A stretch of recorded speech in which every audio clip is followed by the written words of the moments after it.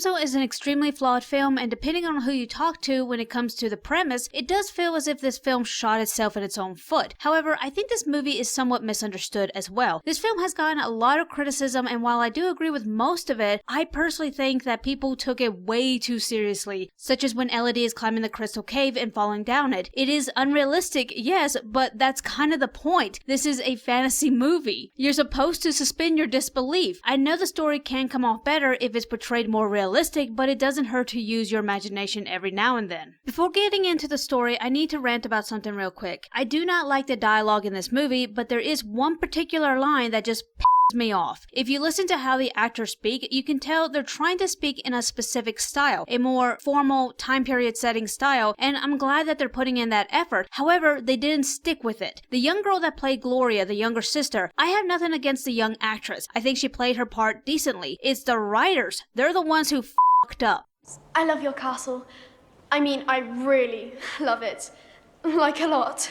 Now that I've gotten that out of my system, let's talk about the story. If you haven't seen the movie Damsel, here's a quick summary. A young princess is married into a wealthy royal family only to find out that she's being sacrificed to a dragon and she has to figure out a way to escape the dragon's wrath. This isn't a bad idea. It was the execution and I dare say the book as well that hindered this story. I want to make it clear I have not read the book, but I did watch a video that compared the book to the movie and there was a magical aspect from the book that was omitted from the film that helps fill in the blanks. However, I understand why they left it out. It definitely would have changed the structure of the story, but they didn't really attempt to alter how certain information was relayed to Elodie in a more realistic manner, and I'm going to try to fix things like that, along with the moral issue the film overlooked. With all that said, it's now time to get into the rewrite. Enjoy. The Queen of Oria has requested your hand in marriage for her son, and they're offering a dowry in exchange. They want to buy me? Elodie, this is a generous offer. Traditionally, it is the bride that is expected to give a dowry. And I'm expected to accept this with no contest? Lord Bayforth orders his wife and Gloria out of the room so he can speak to Elodie in private. Father, you can't be considering this. We've never heard of this kingdom before or met these people and you want to just give me to them? I know this isn't what you want, and I had hoped to provide an environment so you and your sister could have that choice. But Elodie, if something doesn't soon change, we will not make it. Your kingdom needs you. The Bayforth family travels to the foreign kingdom and rests for the night before meeting their host. I understand that this is a difficult time for you, Lord Bayforth, and your family. We are aware that our request has only added to your burdens, and we sympathize with you. We too have had our hardships. It doesn't look like it. I apologize, she's still very young. That's understandable. These lands have been kind to my family and our kingdom. However, it comes with its cost. Our bloodline has sinned over the years, and we hope this union can save us. It seems this match is a blessing for both our families.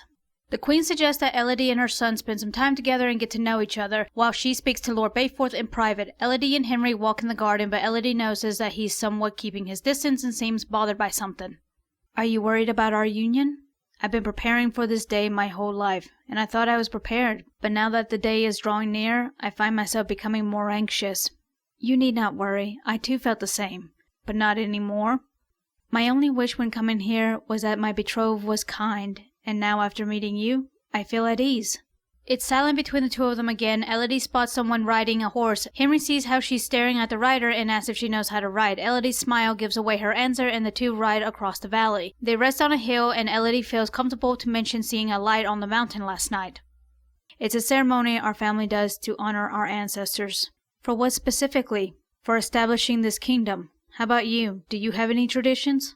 Sadly, no. We're somewhat of an isolated kingdom, but perhaps if we were more exposed to the outside world, we could have all kinds of unique and wondrous traditions. Do you wish to travel? I've read so many books about far-off lands, and it only seems recently that I've developed this yearning that's burning inside me to want to see all these wonderful things that I've read about. How about you? I too wish to leave. Night falls, and after a concerning conversation with her stepmother, her father enters. He requests a room so he and Elodie can talk alone. Her stepmother is hesitant to allow this, but eventually gives in and takes Gloria with her. I know I'm asking a lot from you, but this is what it means to be royal. Elodie, we have a responsibility to put our personal desires aside and do what's best for our kingdoms, for its people. I understand, Father, and I do hope this matrimony brings prosperity back home. It will, Elodie, and generations will remember your sacrifice. Lord Bayforth wishes his daughter a peaceful night, but before he reaches the door, he's hesitant to leave. Elodie asks if he's alright, he's silent, but then starts making his way back to her. Father, what is it? What's wrong? You and your sister are my greatest treasures. As a father, it is my duty to protect my girls. So you can imagine how hard this is for me. Father, you don't have to worry. Henry's a good man. He'll protect me. And I have no doubt they'll let me visit, and when I do, I know our kingdom will be flourishing and prospering as much as this one. You're strong, Elodie. Just like your mother. Hold on to that. It'll see you through. The two finally say goodnight, but Elodie has a hard time sleeping as her stepmother and father's words echo through her mind, which has her questioning the marriage, but knowing what awaits her if she was to return home confirms her resolve to go through with it. With the first half, I don't really have any significant complaints with the story itself. It was the dialogue that got to me. It's becoming a cliche, if not almost a stereotype, that a princess character specifically dreams about traveling the world, and of course the adolescent royal has to announce they want to marry for love, despite the fact that the parents are sometimes depicted to have been brought together through arrangement and seems to have more or less made it work. Elodie's character suffers from these cliches, and I tried to fix this by firstly not have her father mention her wanting to travel, because he uses that to try to convince her to agree to the marriage. Her people are starving and she has to be convinced to go through with the marriage by insinuating that she can get something out of it herself. From the Queen of Oreo. Proposal. He is a prince. A prince? I know you've always wished to travel, as did your mother. Go, see the world. This man he has a fleet of ships. Carriages full of gold. That's no reason to marry. We need this. Our stores are empty. We will not make it to the thaw. Your people need you. Elodie flip-flops a lot about her motives. She's introduced chopping wood because she wants to help her people, but when she's given the opportunity to really help them, she has to be convinced to do it. Then she tells Henry, her betrothed, that she's being guilted into the marriage, and then in the next breath, she claims she's doing this for the good of her people. I felt like I was being gaslit watching this. Holy shit! What do you think about me? Well, you seem disinterested at best, which is your prerogative, but I'd like to know if the person that I'm being guilted into marrying truly likes me or not. If my attitude offends you, I do apologize. It was not my intent. However, I was unaware that you were being guilted into anything. This union will save us. I've made my peace with it. My happiness is a small price to pay for the future of my people. It was clear that the writers wanted the audience to know all of Elodie's qualities, and they did this by having the other characters tell the audience for them. Obviously, this falls into the category show don't tell. What is your greatest strength? I always tell the truth, Your Majesty. But you can also reveal these qualities of the characters through conversations without being so on the nose, and that's what I tried to do here. With Henry, he is somewhat closed off, showing that he's not comfortable with his role in all of this, but when he does start to warm up to Elodie, he attempts to do something that'll make her happy by taking her out on a horse ride, and throughout the rest of their conversation, it's revealed that he doesn't want to be there. As for Elodie, she tries to put her best foot forward because she has a lot to lose if this marriage doesn't happen. Once she starts to get more comfortable with Henry, she reveals to him her greatest desire, which is only mentioned one time. Now onto the reason why I wanted to do this rewrite. I really couldn't care less for Elodie, but it was really Lord Bayforth's character that motivated me to want to do this rewrite. My issue with him was how he was depicted after he learned the truth, but the thing is, we didn't see the conversation between him and the Queen, so we don't know if he was told the truth or if he was lied to just like Elodie and the dragon was. I'm going to address that later on, but right now, I felt that there wasn't enough hesitation shown by Bayforth, and that's why I wrote this conversation right here, to show how hard he's struggling with this, which would give more credence for the actions he takes afterwards. After the wedding, Elodie notices the rocky path they're walking through seems to align from when she saw the lights the night before. Is this the same path the people with the torches took from the night before? They were preparing the area for the wedding ceremony. You told me that was a tradition you did to honor your ancestors. Yeah, I did. It's complicated, but once we reach the top, you'll learn everything. Elodie's hesitant to keep going, but Henry assures her that once they reach the top and the final ceremony is finished, they can be together. Elodie's hesitation starts to wane, but it's not enough to get her to start walking. Elodie, I know this is all new to you, but if you trust me, I promise you, I'll make your dream come true. Once at the top, the Queen recites the origins of their kingdom and performs the final ceremony. However, Elodie is on edge the entire time and Henry holds her hand to comfort her, but she notices that he's trembling. Finally, it's over, and with a sigh of relief, she lets down her guard as Henry carries her across the bridge. I'm sorry.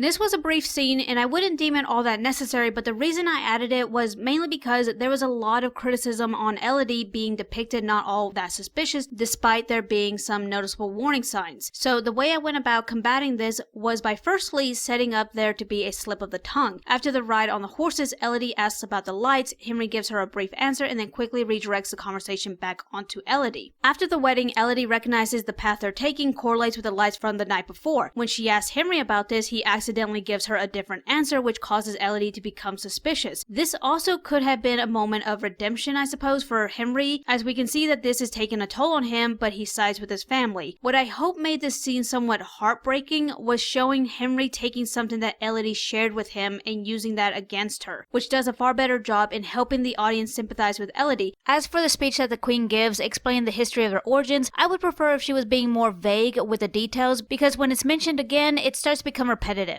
Now that we've addressed all that, the story from here on out is going to change drastically from the movie. The thing is, the first half of the movie wasn't that bad. It was the conversations I had an issue with, but more or less the actions taken by the characters was fine for the most part. The real issue with the film was that the first half felt more thought out and took its time, for better or worse, depending on what you like, but the second half was definitely rushed, which caused a lot of inconsistencies in the story, and overall, I got the vibes that this was written by a different person from whoever wrote the first half. For the next scene, there will be a time skip. The first couple of minutes within the cave is fine, but I do want to talk about when Elodie's light goes out. At this point, she knows that the Oria family sacrificed her to the dragon, but she doesn't find out about her father's role in it until he confesses it to her, and I wanted to change that. When Elodie's submerged in darkness, she repeats her father's words, "Be strong," but when she does, it starts to click for her what he meant, and she has a total breakdown, screaming, "You knew, how could you do this to me?" After the anger subsides, she starts crying, and that's when the blue light bleeds through the darkness. The reason I mention this is because it's important for the next scene, and I just didn't want to summarize everything that happened in between.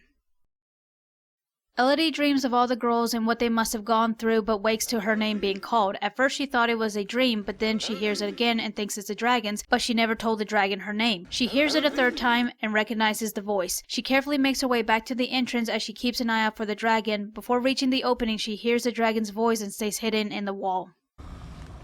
Elodie! State your business. I've come to retrieve my daughter, Elodie. Elodie? So that's her name. What makes you think she's still alive? Because I know my daughter. She's strong.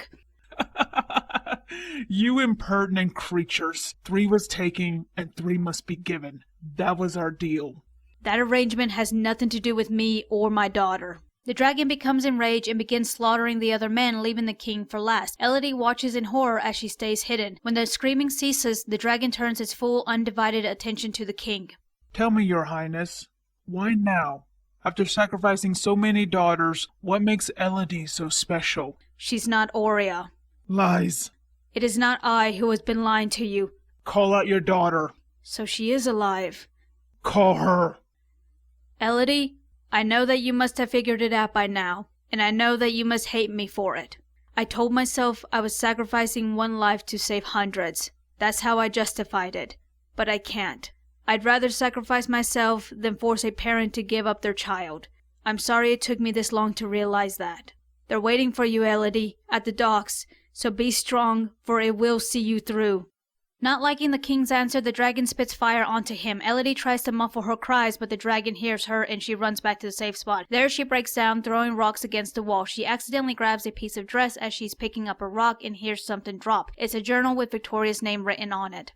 To whom it may concern, if you're reading this within the cave, then you have unfortunately inherited the sins of our family. You have a right to know how this started, so I will tell you.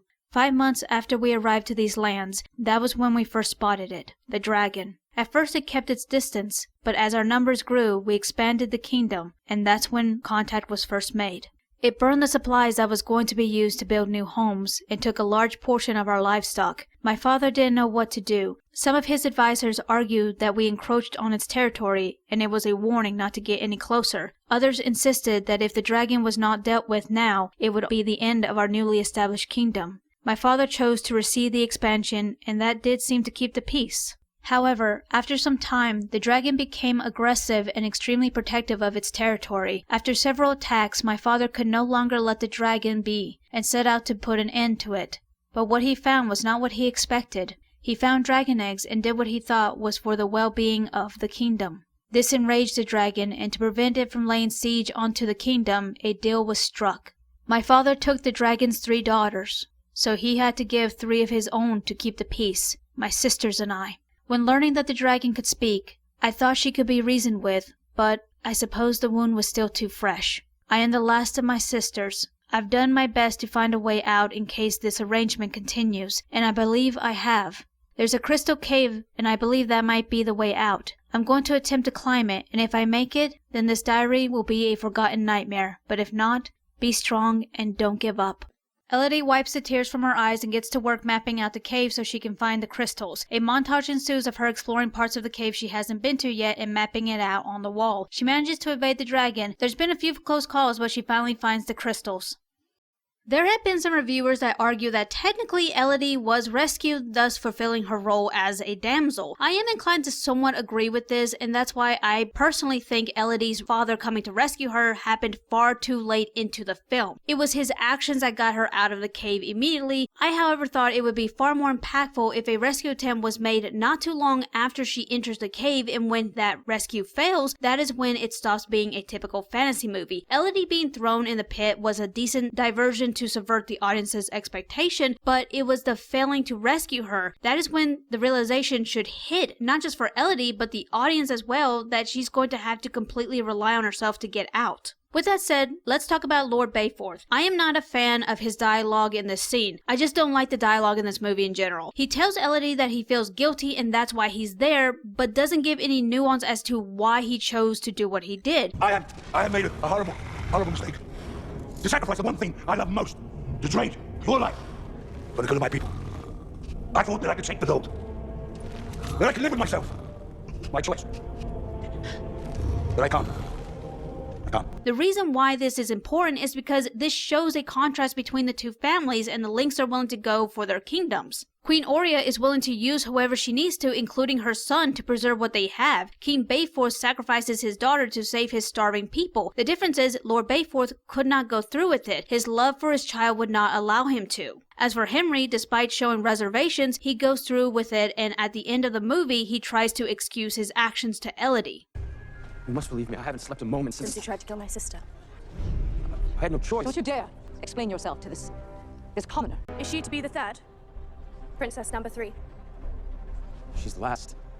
And then I'll be free to marry whoever. That's enough, Henry. The thing is, despite the king's dialogue, the scene wasn't half bad. In fact, it was one of my favorites in the movie. However, it kinda annoyed me that a lot of reviewers made fun of this scene. I will admit it does have its flaws, but they did not seem to be aware or care about the context within this scene. This is showing just how sadistic this dragon is. She's intentionally hurting Lord Bayforth to get Elodie to respond because that's her father. When this is happening, Elodie is covering her ears because despite what her father did to her, she still loves him and doesn't want him to suffer, but knows there's nothing she can do. However, it gets to be too much emotionally, and Elodie accidentally cries out for it to stop. That's the point, and the editing captured the emotional turmoil so well in my opinion, but unfortunately no one seemed to care about that. Now onto the dragon. There is a huge issue with Lord Bayforth going down into the cave. When he reveals that he is Elodie's father, this would reveal to the dragon that this is the king of Aurea to her knowledge, which should lead her to asking why he's going back on their deal. The reason I decided for him to reveal the truth is to give off the sense that the dragon might not be stable. This dragon has been looming over the Aurea family for centuries, threatening to eradicate their kingdom if they don't give her 3 of their daughters. But that's not enough for her. Instead, she plays this sadistic, one-sided cat and mouse game with these girls. This has essentially become her purpose for living, which reminds me of Gollum and how his obsession with the One Ring becomes his entire reason for living. This twisted and corrupted him beyond saving, and that's what I'm trying to allude to with the dragon. I thought the journal was a more realistic plot device to inform Elodie of the truth because the hallucinations raise more questions than answers. I am aware in the book Elodie has magic blood that allows her to inherit memories or something like that. However, there's no magic in this movie besides the worms, I guess. But other than that, no magic, and we're going to keep it that way for simplicity's sake. Yeah, the journal is a bit of a cliche for info dumping, but at least it gets the job done in a more cohesive manner. As for the mazes, I don't know what the hell they were trying to do with that. I really don't. The map on the cave wall did not look like a maze, and it made no sense for Elodie to draw mazes when the map was already drawn for her and she didn't add anything to it.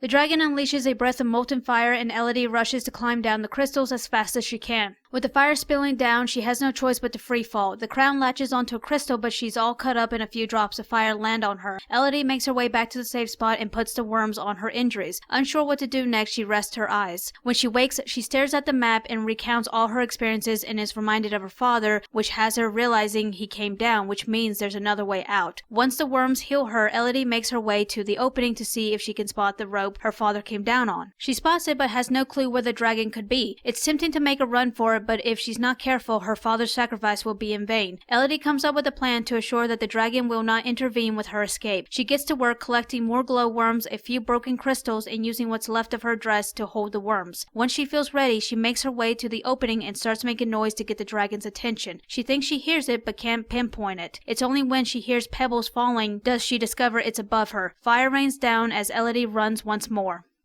I'm getting a little tired of our game. That makes two of us.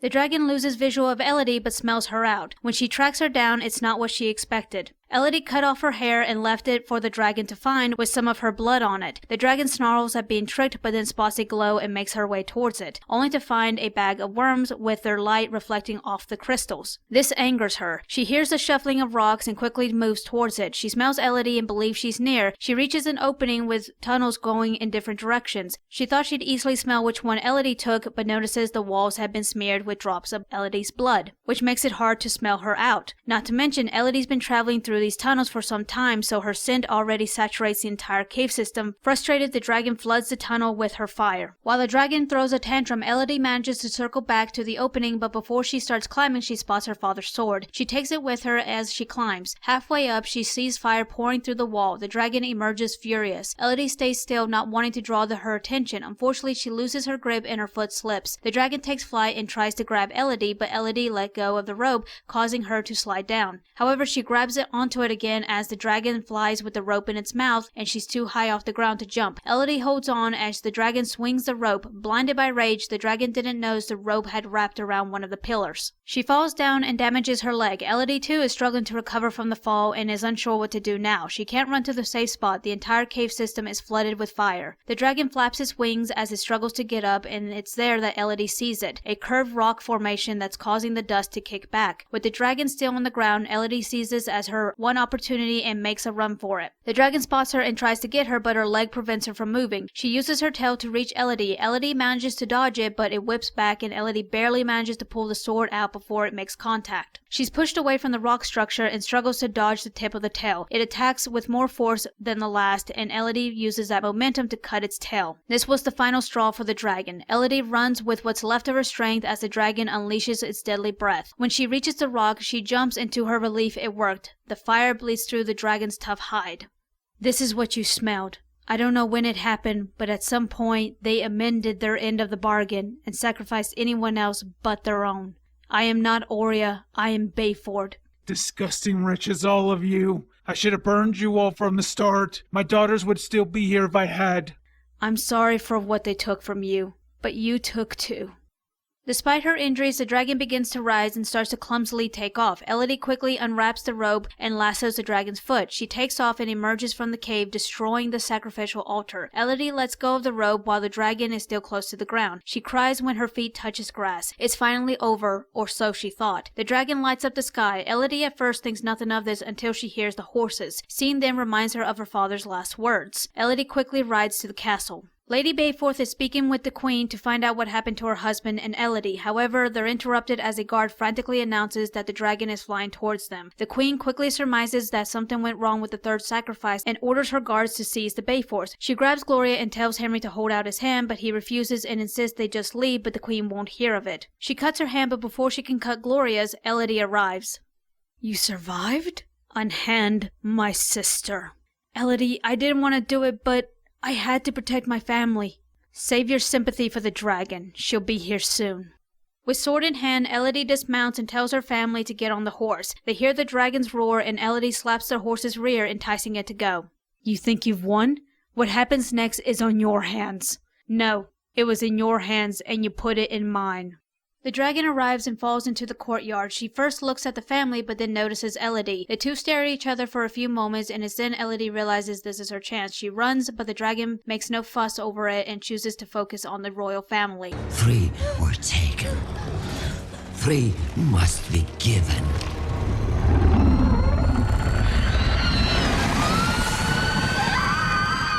Elodie runs down the bridge as the dragon lays waste to the castle before dying. With the kingdom of Auria in ruin, Elodie allows the survivors to return home with her family. Lady Bayforth will run the kingdom as Elodie sets out to open up a trade route with other kingdoms now that they have the means to.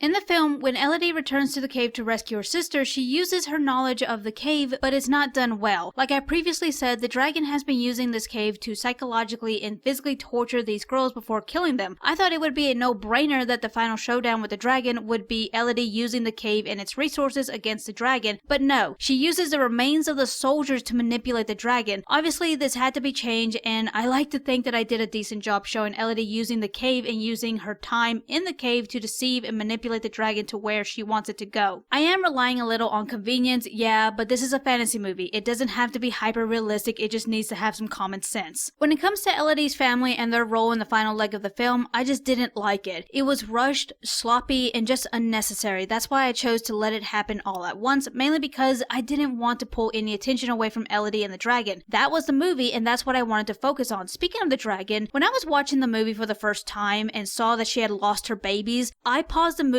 and basically said a prayer begging for them not to go down the redemption route, not to go down the How to Train Your Dragon route, and of course they did. They basically did what Star Wars did to Reva's character in the Obi-Wan series. They excused the deplorable actions that the antagonist committed by revealing that something bad happened to them. This film made it very clear that this dragon was a sadistic motherfucker, but the despicable actions they have enacted for centuries was excused away because she lost her children. The fact that this happened centuries ago and not decades does not help garner sympathy for the dragon, and in a weird way, you kind of feel sorry for the Auria family, at least I do. In the book, they did sacrifice their 3 daughters, but I don't know how long that went on before they had the bright idea to use foreign princesses. In the end, both the Auria family and the dragon was in the wrong, and both should get their comeuppance. Okay, I want to talk about something that I don't normally talk about, and that's the clothing worn in this movie. When I was drawing the characters, I looked up the outfits and noticed that the coloring of the clothing was kind of all over the place. I'm no expert when it comes to color theories, but I do know the basics, and I also watch video essays talking about color themes within films. This has me paying more attention when I watch something. Mind you, I'm no expert, so please take what I say with a grain of salt. At first glance, there's nothing wrong with the Bayforth's clothing choices in the beginning of the film. They come from a desolate land that is harsh and it's winter, so their clothing represents that. Their colors are muted, which has them blending into their environment. When they travel to the Auria kingdom, it's really Angela Bassett's dress that's throwing me off. The dress that she wears to meet the Auria family for the first time, I'm gonna say is magenta color.